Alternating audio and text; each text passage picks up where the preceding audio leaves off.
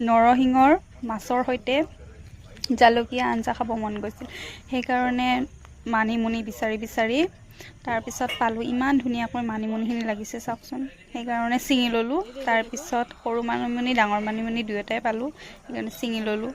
আৰু নৰসিংহ আৰু ভেদাইলতাটোতো লাগিবই, এই দুটা মেইন। আৰু সেইকাৰণে চাওকচোন ইমান ধুনীয়াকৈ নৰসিংহৰ লগত ভেদাইলতা দুয়োটাই একেলগতে আছে। তো সেই ছিঙি ল'লোঁ, ইমান কোমল কোমল হৈ আছে। এতিয়া মানে নৰসিংহ আৰু ভেদাইলতা কোমল কোমল হৈ থাকে, নতুনকৈ ওলাই আহিছে। সেইখিনি ছিঙি লৈ ভাবিছোঁ যে মাছৰ লগত জালুকীয়া আঞ্জাখন খাওঁ বুলি।